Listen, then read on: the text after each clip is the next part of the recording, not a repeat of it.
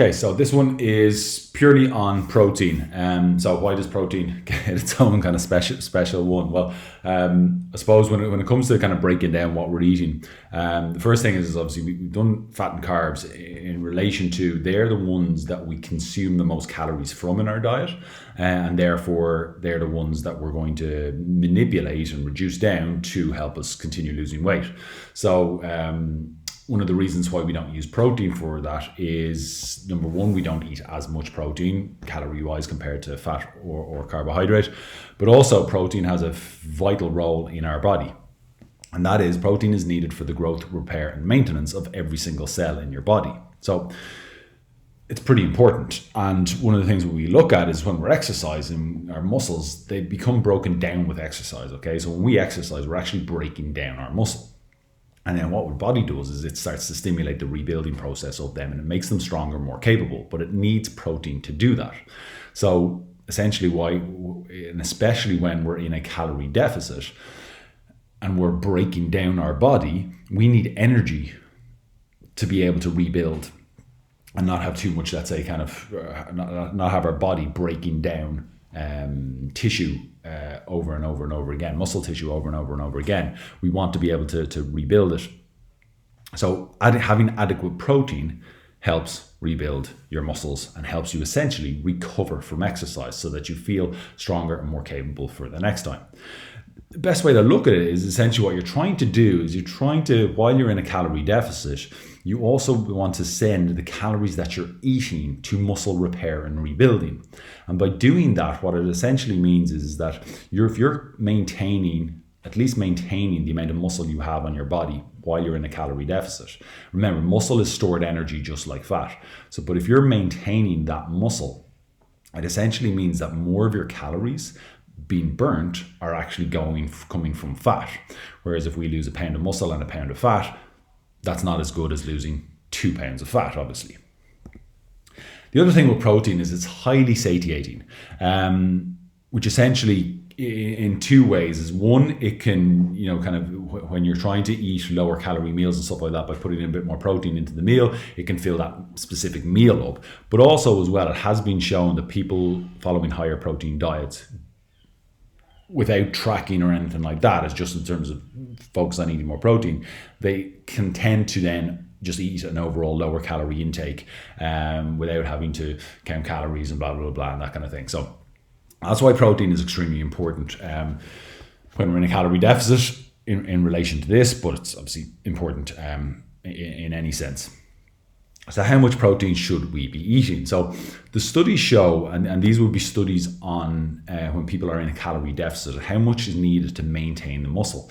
So basically, roughly, we need 1.6 grams per kilo of body weight or 0.75 grams per pound of body weight. So essentially, whatever you weigh, if it's weighed in kilos, multiplied by 1.6, you weigh in pounds, multiplied by 0.75. So now with those studies, they're the average, what it shows to maintain muscle mass and maximize protein or maximize fat loss in a calorie deficit. You might need more or you might need less, because in these studies, these are an average. There are some people that are going to be able to do it with less protein, and some people aren't going to be able to do it with this amount of protein. They need a little bit more. So it's it's come back to the awareness, tracking what's working for you, what's not working for you, to be able to understand what your body actually needs. So just to give you an example, if someone weighed 80 kilos, we multiply by 1.6, a good protein target for them would be 128 grams. Now, basically what we want to do is split that into, you can split it into 3 meals of 40 grams each or 4 meals of 30 grams each. Again, it doesn't really matter, whatever kind of works for you. But the idea is we're trying to actually hit our protein goal. And again, it's kind of, we don't need to be too anal about 8 grams of protein left over here. So what that looks like, okay? So again, yes, you can use calorie trackers, apps, and weighing food and stuff like that to find out exactly what roughly what we're putting in. But if you use the palm of your hand, take away your fingers and your thumb, that kind of rough size can be a serving of protein. So again, if we kind of look at the female side here, 20 to 30 grams of protein. Again, it's dependent on the size of your hand, that kind of thing. But if you're looking for someone, again, this person weighed 80 kilos, they would need 4 palm-sized servings, 4 by 30, to get their 120 odd grams of protein in a day. Obviously, on the other side, if it was a male and they had larger hands, 2 palm-sized servings might be up to 60 grams. So they'd need, again, it would be similar to 2 servings of that. Now, we've got to realize, though, is first and foremost that protein is irrelevant if you're not in a calorie deficit. So calories are the most important thing to get right first, okay? And when I say calories, the calorie deficit. So are you losing weight, yes or no? If you're not losing weight, we need to reduce your intake, okay? So if the weight isn't coming down, or you'd like to come a bit faster, and you remember the 0.5 to 1% of your body weight per week. So again, as if you're in that range, you're in a good calorie deficit, super, then we can kind of focus on getting a bit more protein in. Fat and carbs don't really matter. Even though there are low-fat diets and there are low-carb diets, ultimately the reason why they work is what I said at the start, is majority of our calories come from fat and carbs. So if you go on a low or a no fat / carb diet, you're going to remove a huge chunk of what you were eating calorie wise, and therefore you're going to lose weight. So that's why they work. It's just because they remove a huge amount of calories. There's nothing magic about carbohydrates or fat that's going to make or break your results. And it comes down to a personal preference. Some people do better and feel better eating more fat, and other people do better and feel better eating more carbs. And it comes down to, kind of hunger, how satisfied is a meal you left after eating a meal with more fat in it versus more carbs, that kind of thing. So where do we get protein? So first of all, what we'll look at is when we want to get protein, we want to get what's called complete protein, which basically means that it has all the essential amino acids. So they're basically protein is broken down into amino acids. So just to give a quick kind of overview of this, is there are 9 essential amino acids that your body cannot make itself. So it needs them from food. Leucine is one of those essential amino acids, but leucine is heavily involved in muscle building, muscle repair, muscle rebuilding. And a lot of studies on this show that high levels of leucine will improve muscle repair, muscle building, and that kind of thing. So when someone's lifting weights and exercising for that. So that's first, a complete protein, and they are your essentially animal products: meat, fish, poultry, eggs, dairy, supplements like whey protein and protein bars. They'll contain all the essential amino acids, and they'll contain generally high levels of leucine. Vegetarian sources, you have whey protein, again, your dairy and kind of stuff like that. I've just kind of broken it up a little bit just to give you some of these. Cottage cheese, Greek yogurt, again, they will be complete sources of protein and with relatively high levels of leucine. Corn mince is pretty good in terms of, again, it contains all the essential amino acids and a decent amount of leucine. Beans don't contain all the essential amino acids, so they would need to be mixed with rice or something like that in order to get all the amino acids, and they would have slightly lower levels of leucine than the other ones I've kind of mentioned. But essentially, if you are unsure of whether you're getting enough protein in, it's a good idea to track it. And again, you can track it by those palm-sized servings, or you can use it on an app and see how you're going with that.